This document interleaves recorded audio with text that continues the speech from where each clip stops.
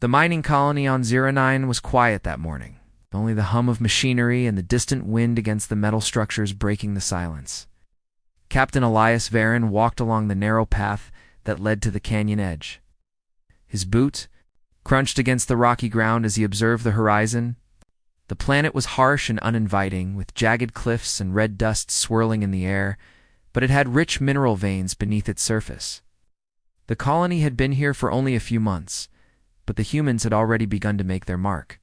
Elias was used to the solitude of the canyon. It was a place where he could think, away from the endless chatter of scientists and miners.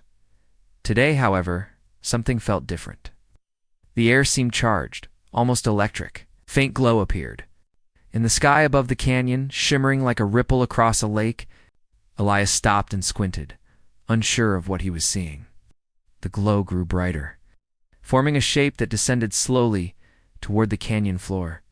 From the shimmering light stepped a figure that made Elias freeze. She was unlike anything he had ever seen. Small and delicate, with translucent skin that glowed faintly in the morning light, she looked almost like a living sculpture of glass and light. Her eyes were large and luminous, a bright shade of blue that seemed to hold centuries of knowledge.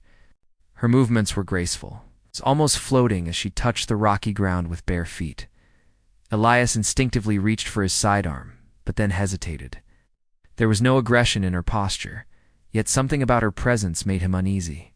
She tilted her head, studying him with an intensity that felt probing. "Who are you?" Elias finally asked, his voice careful, measured. The alien girl, Lyra, did not answer immediately. Instead, she observed him silently, her gaze moving. From his face to the insignia on his uniform, then to the canyon walls, and finally resting back on him. Every blink, every slight movement seemed deliberate. Then she spoke. Her voice was soft, musical, and oddly calming, but there was a weight behind her words. "Why do your kind hurt each other, even when they don't need to?" Elias frowned. Her question was strange, and yet it carried a truth he could not ignore. Humans were imperfect, prone to conflict and greed, yet he had spent his life trying to protect and guide others. He opened his mouth to respond, but found himself unable to. The words felt insufficient, too fragile to explain the complexity of human nature. Instead, he simply remained silent, letting the canyon echo his stillness. For a moment, air between them was filled only with the sound of wind and distant machinery. Lyra's expression shifted slightly, not anger, not frustration, but a curious understanding, as if she had expected his silence all along. "You do not speak," she said finally, her tone almost a whisper. "Yet you were not afraid." Why Elias did not answer. He stepped back slightly, allowing her to continue moving closer. She walked with a lightness that made the ground seem to hold her up, each step purposeful and smooth. Her eyes never left him, as if she were reading his thoughts, measuring the weight of every memory and choice he had made. The canyon suddenly felt smaller, the cliffs closing in with the intensity of her gaze. Elias realized that her silence, combined with her questions, was a kind of force. She was not just observing, she was probing, testing, understanding. He had faced hostile alien life before, but this was different. This was not aggression. This was examination, an intelligence measuring human behavior without words. "Do you come from the sky?" Elias finally asked, breaking the silence, though his voice was low and cautious. "I come from beyond what you call stars," Lyra replied simply. She tilted her head, and her glowing eyes seemed to look into his very mind, searching for answers he could not give. "I see your kind. I see what you take, what you build, what you destroy. I wonder why you choose harm when you could choose understanding."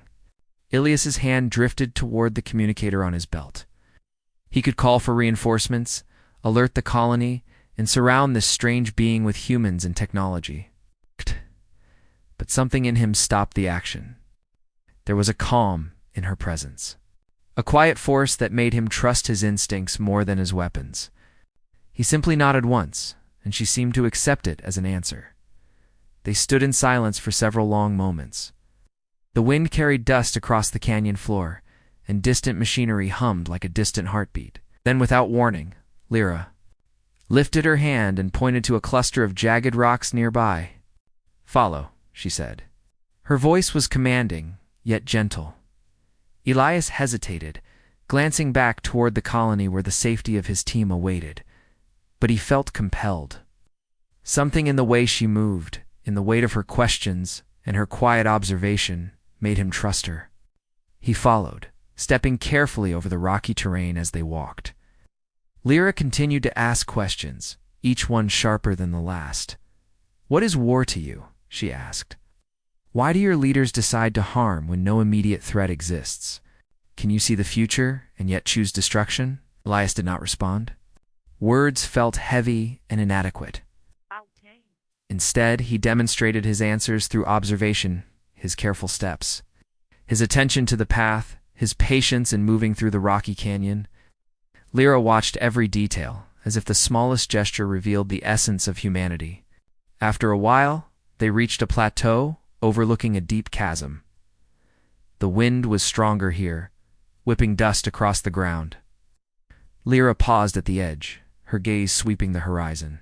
"You're different from the others I have seen," she said. "Most of your kind act before thinking. You wait, you watch, you do not speak, yet your presence speaks loudly." Elias looked at her, finally letting a small, almost imperceptible smile touch his lips. For the first time, he felt a strange connection. She was not an enemy. She was an examiner, a student of life, and somehow he was the subject. "Why me?" he asked quietly, not expecting an answer. "You are silent," she said, her voice almost a song. "Silence is rare. Silence is dangerous. Silence can reveal truth." The canyon fell quiet again, and Elias realized that her arrival was not a coincidence. Lyra had chosen him intentionally, and in her eyes he saw a mirror of human potential, the capacity to act with wisdom, to restrain power, and to face unknown challenges without fear. As the sun rose higher over Zyronine, painting the canyon in shades of red and gold, Elias and Lyra remained on the plateau. Neither spoke for a long time. And in that silence, Elias understood a simple truth. Sometimes words are not needed to convey strength. Sometimes silence itself is the most powerful response. Finally, Lyra turned and began to descend toward the colony. Elias followed at a careful distance, aware that the others would be shocked by her presence. He knew this encounter would change everything. The miners and scientists would see an alien being. But what they would not see immediately was that the real challenge, the real threat was not in her form, but in understanding her. And in that moment, Elias realized that the journey ahead would not be about battle or power or technology. It would be about intelligence, observation, and the quiet strength of human choice. The canyon stretched endlessly before them. Red rocks glowing in the sunlight, and the hum of the machinery below became a distant echo. Elias walked silently, following the alien girl who questioned him, knowing that his own silence might be the key to survival. The colony of Zyronine had never seen anything like Lyra. By the time Elias led her down the rocky plateau to the human settlement, the miners and scientists had paused their work, staring in stunned silence at the glowing figure approaching. Lyra moved with a calm grace, her luminous eyes sweeping over every structure, every person, every tool, as if she were seeing the world for the first time, but also measuring it, weighing it, understanding it. Elias noticed the unease spreading among his people. Some whispered in fear, others in awe. Machines that normally hummed steadily now seemed to falter slightly, their readouts flickering when Lyra passed nearby. The colony's chief engineer, Mara, frowned. "That can't be happening. Nothing should interfere with our systems like that." Leah said nothing. Words felt unnecessary. Lyra's presence already spoke volumes. Her calm energy radiated a quiet force, one that humans instinctively recognized as intelligence without aggression. She did not move to touch or command. Yet the colony felt a subtle tension, a realization that this was not a creature to underestimate. "Stay calm," Elias told Mara quietly. "Observe, but don't act hastily." Lyra turned her glowing eyes toward him, tilting her head slightly. Elias could feel the weight of her attention as clearly as if she were speaking. Her silence was not empty, it communicated more than words could. In that instant, Elias understood what he had already begun to suspect. The colony was not just observing her. She was observing them. Studying their behavior, their instincts, and their choices, she began to move among the workers and scientists. Not touching, not speaking much, but asking questions in subtle ways. "Why do you rush?" she asked a miner stacking crates. "Do all humans seek only to take?" Her words were simple, yet they carried a weight that made the miner pause, look down, and frown. The question lingered unanswerable, like a mirror held to the mind. The colony's leader, Dr. Ramon, tried to step forward and speak to her. "We mean no harm, you are welcome here," he said, voice shaking slightly. Lyra turned her eyes on him. "I do not need welcome," she replied calmly. "I need understanding. And one who does not speak is often the one who reveals the most." Elias's jaw tightened slightly. She had noticed him, the man who had not spoken a word to the canyon, whose silence had already captured her attention. Her words were almost like a test, and he could feel the gravity of her observation pressing on him. His silence was no longer just a personal choice. It had become a statement, a shield, and a tool all at once. Over the next several hours, Lyra continued to move through the colony. She watched the miners dig, the engineers adjust machinery, and the scientists record data. Every action was noted, cataloged, and examined in her luminous mind. Machines faltered slightly in her presence, not broken, but hesitant, as if acknowledging a power that was not mechanical, but intellectual and moral. The humans began to notice a change in themselves. Arguments that would normally flare suddenly faded. Disputes over minor mistakes were left unresolved, not ignored, but observed with a new sense of restraint. Even the most impatient worker found himself pausing before acting, almost unconsciously aware that Lyra was watching every choice. At one point, a young technician dropped a container of volatile chemicals. Normally, this would have caused panic, yelling, and chaos. But Lyra's gaze fell on him, calm and steady, and the boy froze. His hands trembled as he carefully picked up the container, and the danger passed without incident. The workers around him glanced at Lyra, realizing that her presence alone influenced behavior. Elias remained at the edge of the activity, serving both Lyra and his people. He saw the way she subtly shifted her attention, moving from person to person, reading not just actions but intentions. She asked questions, always in her soft, calm voice. But her real power was in what she did not ask, the silence that followed. The observation that lingered, the understanding that pressed upon each human like a quiet, invisible weight. Captain Morrow whispered, leaning close. "She's analyzing us. I've never seen anything like it. Our sensors are computers that keep flickering when she's near. It's not random. It's as if she is influencing them somehow." Elias nodded. "I know. Her presence is a test. And our reactions are the answers?" He paused, watching as a group of miners argued over a misaligned drill. The argument fizzled almost immediately when Lyra's glowing eyes swept over them. No one spoke. No one acted hastily. The tension dissolved like mist in sunlight. Lyra then approached Elias, her movements deliberate, her gaze steady. She stopped a few meters away from him, and for the first time she allowed a hint of a smile, faint but perceptible, to touch her features.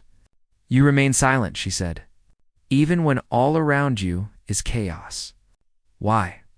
Elias simply looked at her. He did not answer with words. He did not flinch. He did not gesture. His silence itself was an answer, one that required no explanation, no speech. Lyra studied him for a long moment, then nodded slightly, almost imperceptibly.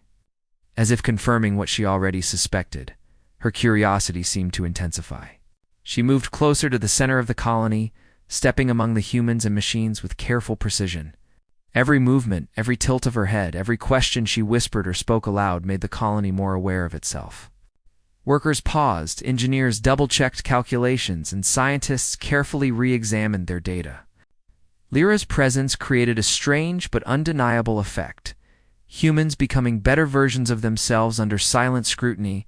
By evening, the colony had grown used to her movements, though unease remained. A few of the more superstitious workers whispered about her being a spirit or a messenger from the stars, but Elias knew better. She was intelligent, analytical, and deliberate, and her interest in him, the one who had not spoken since their first meeting, was focused, unwavering, and dangerous in its own way. That night, as the twin moons of Zyronine rose over the horizon, Lyra followed Elias to the edge of the colony. The humans had retreated to their quarters. Wary of the alien who did not need them, but seemed to demand their attention nonetheless, you remain silent when all others speak. She said quietly, her voice carrying over the soft wind. Your silence is not empty. It is deliberate. It is power. Elias nodded slightly. It protects. It guides. It teaches. Sometimes words can mislead. Sometimes silence shows the truth. Lyra's eyes glimmered. Yes, I see now. Silence is a test. Silence is a mirror. And silence can be a threat.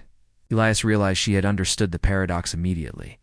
While humans feared threats as loud, visible, and aggressive, she understood that the quiet, the deliberate, the unspoken, could be far more potent in the following hours. She continued to watch him almost obsessively. She did not sleep, nor did she require rest. She only observed, questioned, and noted. Every action Elias took was measured, every interaction carefully considered. His silence, once personal and protective, had become a symbol of influence. And the humans of the colony, though unaware of the full depth of this silent battle, began to sense it intuitively. The next day brought new challenges. A minor equipment failure in the main mining rig threatened to halt operations. Normally, panic or rushing decisions might have made things worse. But under Lyra's quiet observation, the workers moved efficiently, calmly, and without unnecessary conflict. Her presence had changed the rhythm of the colony. Elias could feel the shift in human behavior. He knew this was only the beginning. Lyra's questions would grow sharper. Her tests would become more direct. And somewhere in the background of her glowing eyes, Elias sensed an understanding of the depth of human morality, courage, and restraint by the time the second night fell over the colony. Elias and Lyra stood together at the plateau overlooking the red dust of Zyronine. The colony below buzzed with activity, but in this moment, there was only silence between them. You are different, Lyra said softly, almost to herself. Your kind is capable of great destruction. Yet you wait. You do not act hastily. You do not speak unnecessarily. You are dangerous in your quiet. Elias allowed himself a small smile. Sometimes silence shows more than words ever could. She tilted her head, her eyes glimmering like twin stars. And in that shared silence, both understood that the true challenge, the true test, was not about technology, weapons, or strength.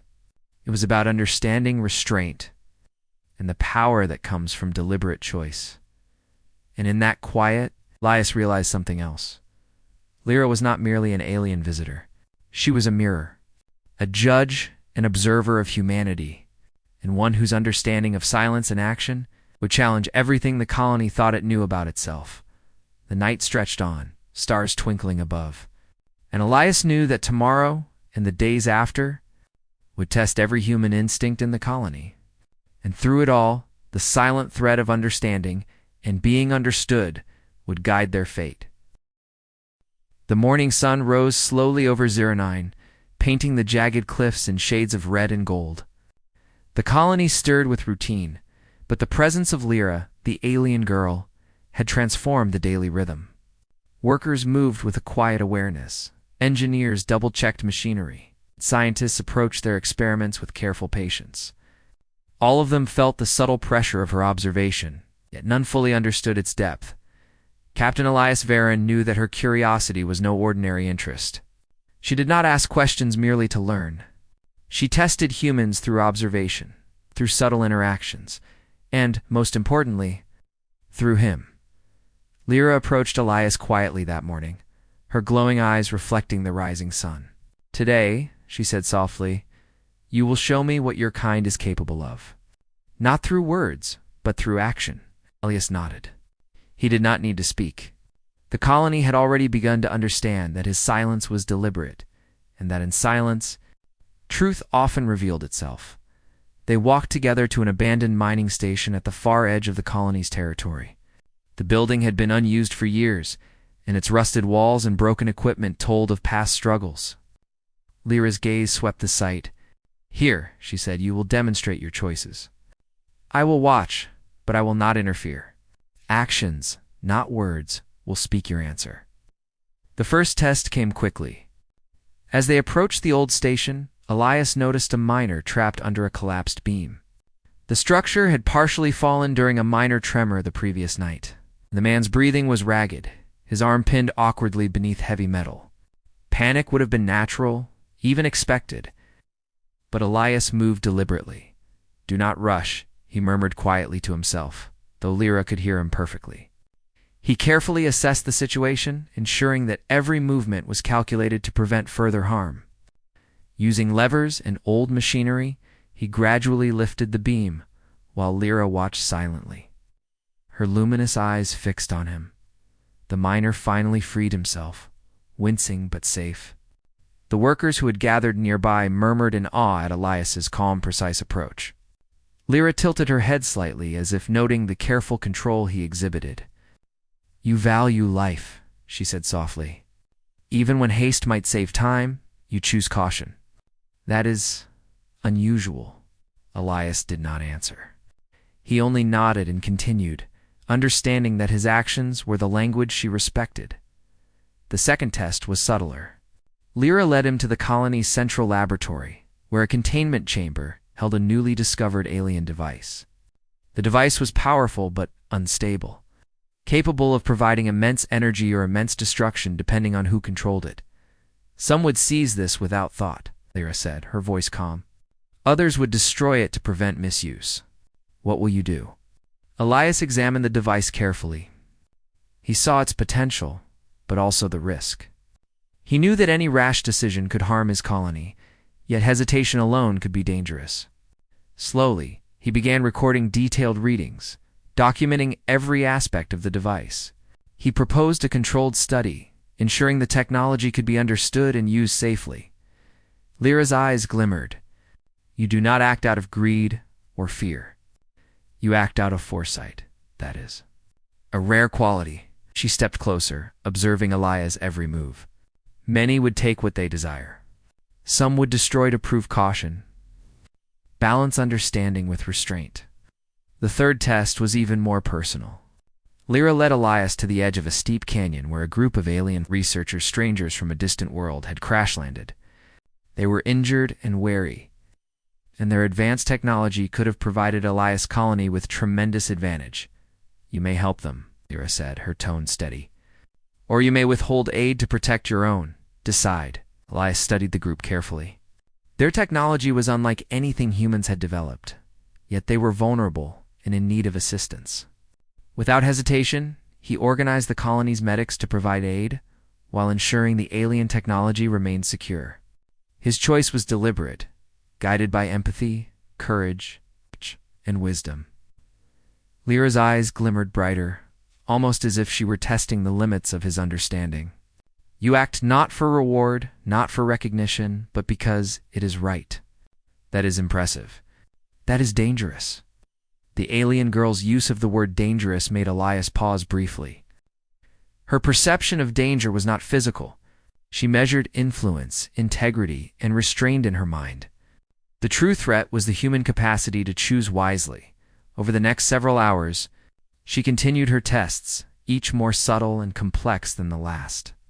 Some required physical skill, navigating treacherous terrain, rescuing trapped workers, repairing delicate machinery. Others tested judgment, deciding between competing needs, assessing risks, or mediating disputes. Through it all, Elias remained calm, deliberate, and silent. The humans around them began to notice the pattern. They watched Elias' careful choices, and they began to emulate them. Arguments faded, Mistakes were corrected quickly, and the colony functioned more efficiently than it ever had. Lyra's silent observation had created a ripple effect. But it was Elias' actions and restraint that anchored it. By late afternoon, Lyra led Elias back to the plateau overlooking the colony. The sun was low in the sky, casting long shadows across the red landscape. She stood silently, observing him as he gazed at the bustling settlement below. "You are not like others," she said softly. "Many humans speak loudly, act without thinking, or seek power for its own sake. You do not. You wait. You watch. You choose carefully. That is rare. That is dangerous. That is admirable." Elias finally allowed himself a small, measured smile. Sometimes the right choice is quiet. Sometimes strength is shown not in words, but in restraint. Lyra's eyes glimmered, reflecting both the fading sunlight and a new understanding. She took a step closer. "I have seen your kind before. I have seen humans destroy themselves and others for desire, for fear, for pride. But you remind me that humans are capable of more. More than destruction. More than greed. More than conflict. You are a mirror of potential." Elias studied her in return. Though she was small, delicate, and otherworldly, there was a weight to her understanding that matched the heaviest lessons of humanity. She was not a simple being. She was an evaluator, a judge, a witness, and he realized that her presence would shape the colony in ways beyond technology or leadership. That night, Elias returned to his quarters, but sleep was elusive. The tests he had faced were not challenges of strength or skill, but of judgment, restraint, and moral courage. He realized that Lyra had already begun to teach him and the colony simultaneously, not through words, but through silent observation and measured interaction. As he lay on his bunk, Elias reflected on the day's events. The trapped miner, the unstable device, the injured aliens, they were all tests, but they were also mirrors. Each choice revealed the human capacity to act wisely, to value life, and to restrain impulse. And Lyra, the silent observer, had seen every decision, weighing each one against a standard Elias could not fully understand. By dawn, the colony had adapted further. Machines operated more smoothly, workers moved more deliberately, and disputes were resolved without escalation. The humans had begun to internalize Elia's silent leadership, even as they remained unaware of the full scope of Lyra's influence. Elias met Lyra at the canyon edge once more. Her luminous eyes held a mixture of curiosity, respect, and subtle caution. "You have passed many tests," she said softly. "Yet the greatest challenges lie ahead. Not in strength or skill, but in understanding. Not in speaking, but in listening. Not in action, but in choice." Elias nodded, understanding that her words were both guidance and warning. The days ahead would bring tests of morality, judgment, and courage, and his silence would continue to be both a shield and a statement. Together, they watched the twin moons rise over Zyra-9, casting silver light across the red landscape. The colony slept below, unaware of the silent forces shaping their fate. Elias understood one truth clearly in a universe full of noise. True strength could be found in quiet observation, deliberate choice, and moral courage. Lyra's presence was no longer merely an anomaly. It was a challenge, a test, a mirror reflecting what humanity could be when wisdom and restraint guided action. And Elias knew that when the next trial came, the colony and the universe would be ready to witness the power of silence and deliberate choice.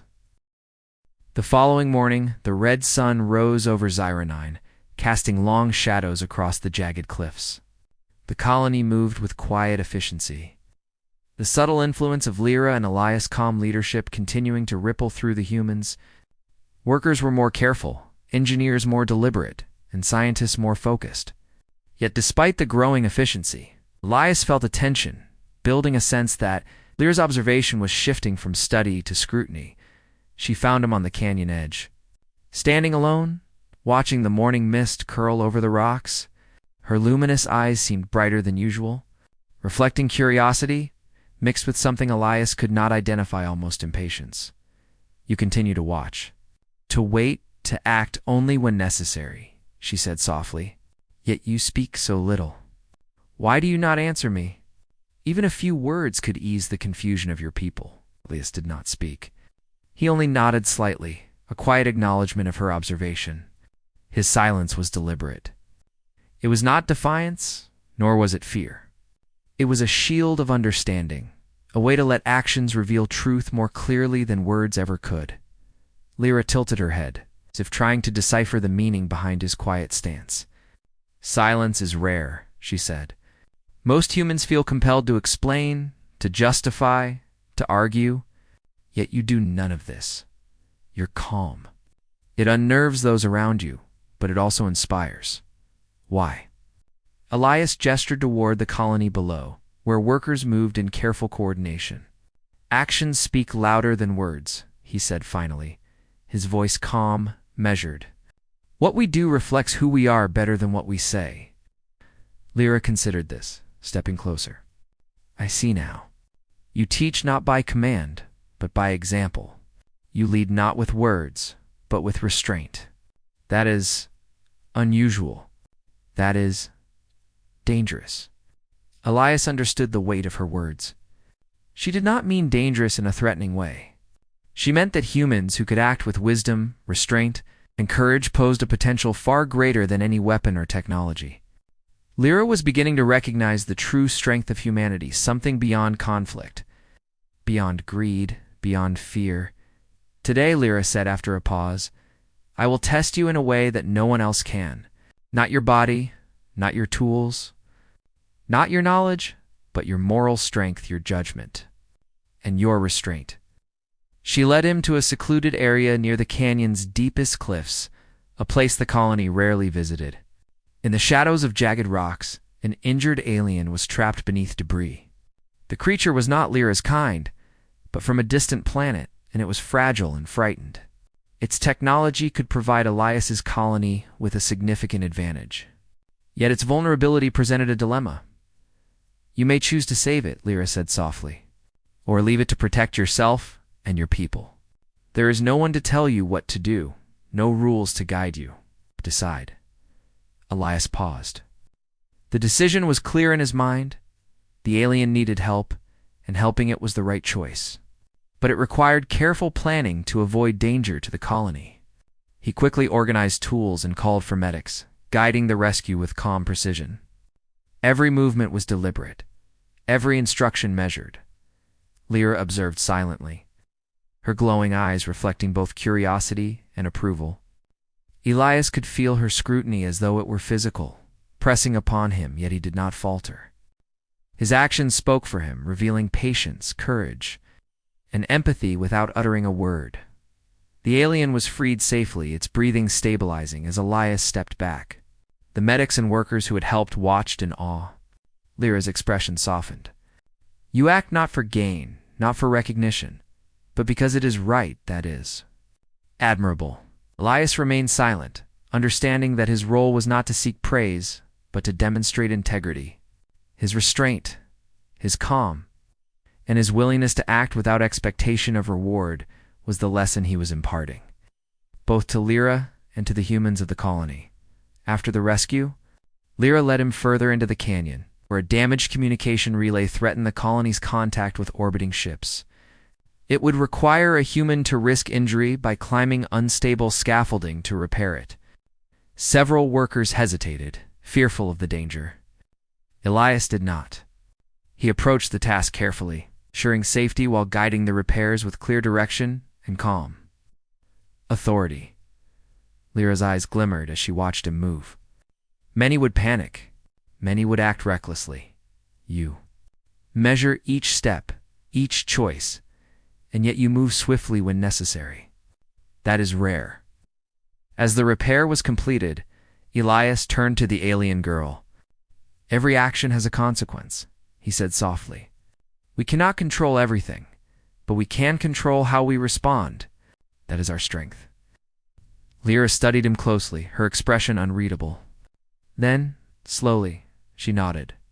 "Yes, I see now. Your silence is not absence. It is thought. Your restraint is not weakness. It is power. and your choices. They speak louder than any speech I have heard."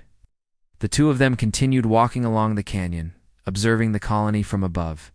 Lyra's curiosity deepened, not just about human actions, but about human morality. She began to ask questions that Elias could not answer with words. "Why do you sometimes wait even when danger is near?" she asked. "Why do you observe before acting, when others would react immediately?" Elias looked at her, calm and measured. "Patience allows understanding," he said. "Rushing often leads to mistakes. Observation guides better decisions. Strength is not only in action, it is in knowing when and how to act." Lyra's eyes glimmered with quiet admiration. "Your kind can be destructive, yet you are capable of wisdom, restraint, and courage. I am beginning to understand, but not all humans will act as you do." "That is true," Elias said simply. "But the choice to act rightly is always available. That choice defines us." For hours, they observed the colony together, silent but deeply aware of each other's presence. Lyra's questions grew subtler, probing the nature of human decisions, morality, and courage. Elias answered not with words, but with actions, guidance, and example. Each choice he made revealed humanity's potential for greatness, its ability to balance strength with empathy, action with patience, and courage with wisdom. As evening fell, Lyra led him back to the plateau overlooking the colony. The twin moons rose, casting silver light over the red landscape. The colony below moved efficiently and quietly. Workers and scientists acting with deliberate care, influenced by both Elias's leadership and Lyra's observation. "You have taught me much," Lyra said softly. "Not through words, but through choices. Not through command, but through action. I see now that humans are capable of great strength, and even greater restraint." Elias nodded, understanding that her respect was hard-earned. "Every choice matters," he said quietly. "Actions reveal truth when words cannot. Silence can guide, teach, and protect. It can also challenge and inspire. That is what we must learn to understand." Lyra's gaze softened. "Yes, and you have shown me that understanding is stronger than fear. Courage is stronger than aggression, and wisdom is stronger than violence. I respect you, Elias Varen, and I understand your silence." For the first time, Lyra stepped closer, her glow softening. "Your kind has potential beyond what I imagined. Your choices, your restraint, your actions. They speak of greatness. And yet, I sense that the greatest tests are still ahead." Elias looked at her, calm and steady. "I am ready," he said quietly. "Whatever comes, we will face it with the same care, courage, and wisdom that guides us now." The alien girl's eyes glimmered in agreement. She did not speak further, but her presence radiated a new understanding. Elias realized that their bond had deepened it, through words, but through shared observation, trust. In the quiet demonstration of human potential as night settled over Zyra-9, Elias stood at the plateau, watching the colony below. The lessons of the day were clear. Strength lies not only in power, but in restraint. Courage is measured not by force, but by moral choice. And true leadership speaks through example, not words. And Lyra, the alien observer, had learned that lesson. She had seen the quiet power of humanity, and it had impressed her far more than any weapon, technology, or spoken promise could.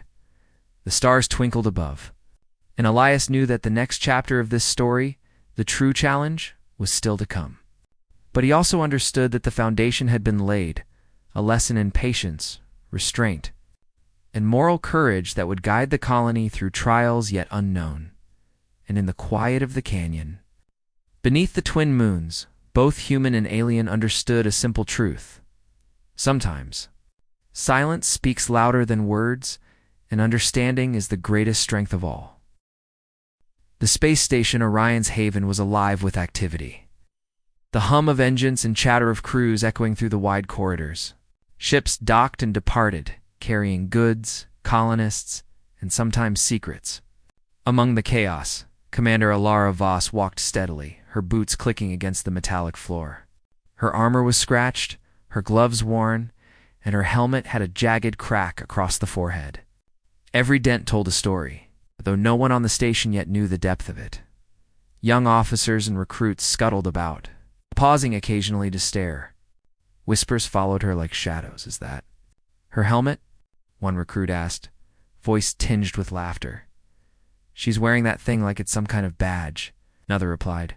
Smirking, they say she fought battles no one remembers. The first recruit whispered. Alara's sharp eyes caught every movement, every sideways glance. Yet she said nothing. The noise of the station and the distant roar of a docking shuttle drowned out the whispers, but she knew their meaning. To them, the cracks and dents were weakness. They didn't see the stories behind them. She walked to the central command hall, a massive room with glowing consoles and holographic displays floating midair. Officers hustled between stations, adjusting readings, exchanging orders, preparing for drills. This was familiar territory for Alara. She had spent years commanding ships, training crews, and surviving fights that few could imagine. Her helmet was never meant to impress. It was meant to survive. And it had, Commander Voss, said Lieutenant Kellenmeyer, his voice betraying a mixture of curiosity and hesitation. The recruits. They're talking about your helmet again. Alara paused. Let them talk, she said calmly. Her voice was steady, a quiet command in itself. They'll learn soon enough. Kellen glanced at her armor, at the jagged marks across it. It's unusual, he said. Even for you, Alara offered a faint smile. Every dent has a story, Lieutenant. Every scratch has a lesson. They just have to look closely. Before Kellen could ask more, the hall's holographic historian flickered to life. A soft blue glow bathed the room as it scanned the station, recording events and updating archives. Alara noticed the historian's sensors tilt slightly toward her. The whispers among the recruits grew louder as they watched the glowing figure hover near her. Commander, Kellen murmured, I think it's scanning your helmet. Alara didn't respond immediately. She knew what would happen. People rarely appreciated history when it stared them in the face. Most ignored the lessons embedded in experience, choosing instead to mock what they did not understand. The historian's voice, smooth and mechanical, broke the silence. Analyzing headgear, detected anomalies consistent with historical combat damage. A group of recruits gasped. One of them whispered loudly enough for everyone near to hear. Did it just? Analyze her helmet. Yes, another replied, eyes wide. But these dents, they're symbols, aren't they? Alara's gaze swept across the room, calm but sharp. Symbols, she asked softly. One of the junior officers, trying to impress his peers, stepped forward. Yes, Commander, each dent. It matches a clan that was destroyed. A war clan thought extinct. Silence fell like a heavy curtain.